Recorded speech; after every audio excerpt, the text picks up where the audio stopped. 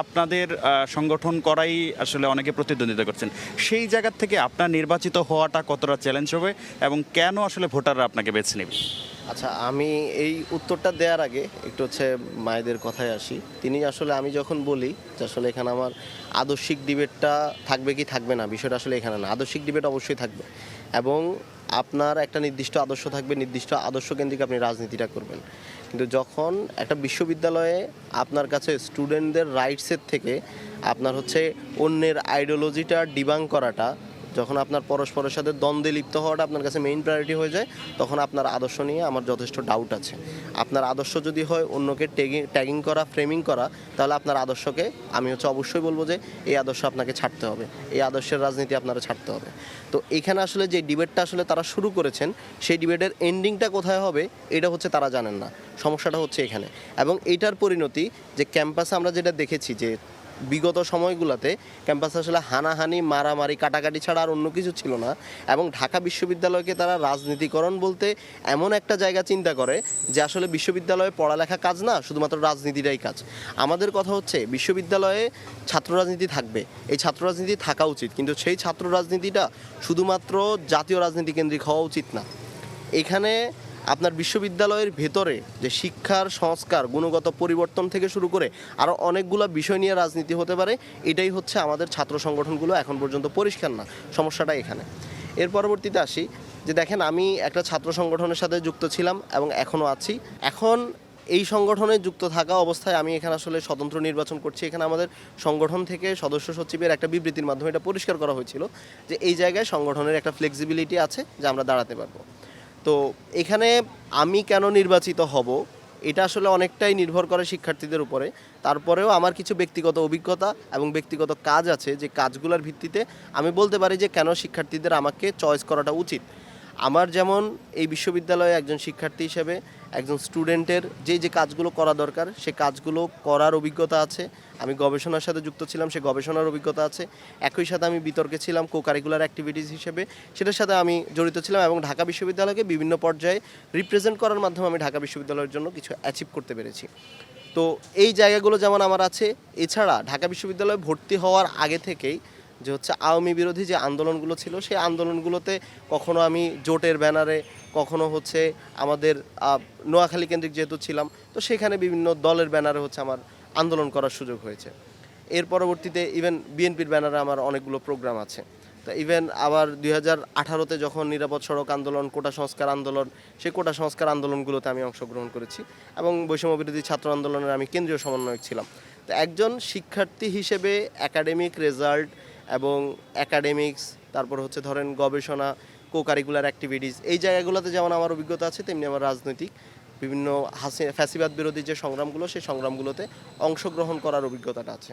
তো আমি মনে করি যে বিশ্ববিদ্যালয়ে আসলে একটা স্টুডেন্ট যখন সে পড়ালেখা করতে চায়, তার কি কি সমস্যাগুলো তাকে ফেস করতে হয়, যখন সে গবেষণা করতে যায় তখন তাকে কি কি প্রবলেমগুলো ফেস করতে হয়, এই সমস্যাগুলো আমি জানি। ধরেন ঢাকা বিশ্ববিদ্যালয়ের অনেক স্টুডেন্টকেই তারা বলতে পারবে না যে আসলে গবেষণা করার জন্য তার কোন কোন ওয়েবসাইটের অ্যাক্সেসগুলো লাগবে, কোন কোন জার্নালের অ্যাক্সেসগুলো লাগবে, তাকে গবেষণা করার জন্য কোন কোন সফটওয়্যারগুলোর অ্যাক্সেস লাগবে। সেই প্রিমিয়াম অ্যাক্সেসগুলো নর্মালি বিশ্ববিদ্যালয় প্রোভাইড করে, উন্নত বিশ্বে বিশ্ববিদ্যালয়গুলো প্রোভাইড করে, কিন্তু ঢাকা বিশ্ববিদ্যালয়ের ইমেল আইডি দিয়ে আপনি খুব একটা বেশি অ্যাক্সেস পাবেন না। এবং এই সমস্যাগুলা বোঝা বা বিশ্ববিদ্যালয়ের স্টুডেন্টরা কী কী প্রবলেম ফেস করে, এই প্রবলেমগুলো বোঝাটা আমার কাছে মনে হয় খুব বেশি জরুরি। যে প্রবলেমগুলোর সাথে আমি সরাসরি সাফারার এবং যে প্রবলেমগুলো আমি বুঝি, সেই জায়গা থেকে আমি মনে করি যে স্টুডেন্টরা যদি আমাকে সিলেক্ট করে, আমি তাদের এই প্রবলেমগুলো সলিউশনের জন্য একটা পলিসি দিতে পারবো এবং একটা রূপরেখা দিতে পারবো যে কিভাবে এই সমস্যাগুলো থেকে তারা উত্তরণ করতে পারবে। Thank you. মায়ের আপনার কাছে একটু শুনতে চাই যে আপনারা আপনাদের একটি স্লোগান খুব বেশি প্রচলিত যে আবির আমি মায়ের ভাই 90-এর মতো জিততে চাই। এই যে আপনারা 90-এর মতো জিততে চান, আমরা তো দেখতে পেরেছি 90-এর ডাকসুর পরে দীর্ঘ সময় ডাকসুটি বন্ধ ছিল। এটি একটি প্রশ্ন শিক্ষার্থীদের পক্ষ থেকে আছে। দ্বিতীয় আরেকটি প্রশ্ন হচ্ছে যে ডাকসুতে যারা নেতা হন তারা জাতীয়ভাবে হয়তো পরিচিতি লাভ করেন, কিন্তু শিক্ষার্থীদের যে সমস্যা সমাধানের কথা বলে তারা ভোট নেন, ম্যান্ডেট পান, সেই সমস্যাগুলো তো তারা সমাধান করেন না। আপনারা এবার কতটুকু এক্সেপশনাল হবেন এবং এক্সেপশনাল হবেন যে সেটার নিশ্চয়তাটা আসলে কোথায়? প্রথমত যে 90 নিয়ে যেটা বলেছেন সেটা আমি উত্তর দিতে চাই যে 90-এর পূর্ববর্তী যে ডাকসু হয়, সেই ডাকসুতে জাতীয়তাবাদী ছাত্রদল হল সংসদের প্যানেলগুলিতে ব্যাপক আকারে জয়লাভ করে, কিন্তু কেন্দ্রীয় প্যানেলে মূল ধারার পদগুলিতে জয়লাভ করতে পারেনি। পরবর্তী 90-এর ডাকসুতে ছাত্রদল কেন্দ্রীয় এবং হল সংসদে ব্যাপক ভূমিধস বিজয় লাভ করে।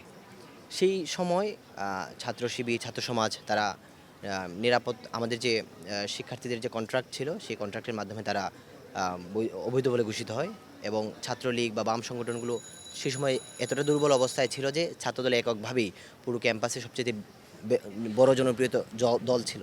এবং ক্যাম্পাস প্রশাসন নানা সময় 90 পরবর্তী সময় ডাকসু আয়োজনের চেষ্টা করলেও সেই সব সংগঠনের বাধার কারণে আবার এগোতে পারেনি। কিন্তু বড় সংগঠন হিসেবে জাতীয়তাবাদী ছাত্রদলের সেই দায় ছিল, কিন্তু ডাকসু আটকানোর সাথে জাতীয়তাবাদী ছাত্রদলের কোনো ধরনের সম্পর্কই ছিল না।